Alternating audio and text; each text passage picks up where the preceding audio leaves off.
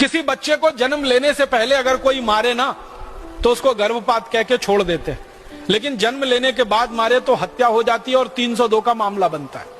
बच्चे को जन्म से पहले गर्भ में मारा तो भी हत्या है, जन्म लेने के बाद मारा तो भी हत्या है।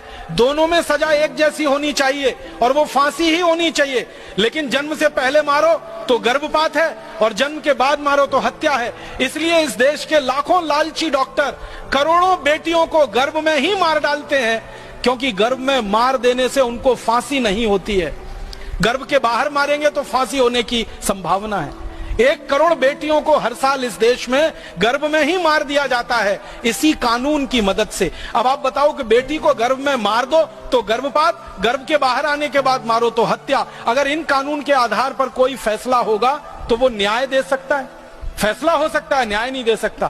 इसलिए मैं बड़ी विनम्रता से भारत के सभी न्यायविदों से यह कहता हूं कि सभी न्यायाधीशों को अपना नाम बदलना चाहिए, कायदाधीश लिखना चाहिए, कानूनाधीश लिखना चाहिए। वो न्यायाधीश तो है ही नहीं, क्योंकि न्याय तो दे ही नहीं पा रहे हैं वो।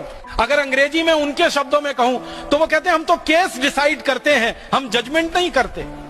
क्योंकि न्याय देना बिल्कुल अलग है, मुकदमे का फैसला करना बिल्कुल अलग है। मुकदमे का फैसला होता है कानून के आधार पर और न्याय होता है धर्म के आधार पर, सत्य के आधार पर। धर्म और सत्य से न्याय की स्थापना हो सकती है, कानून से न्याय की स्थापना नहीं हुआ करती है। दुर्भाग्य से हमारे देश में धर्म और सत्य की सत्ता नहीं है, कानून की सत्ता है।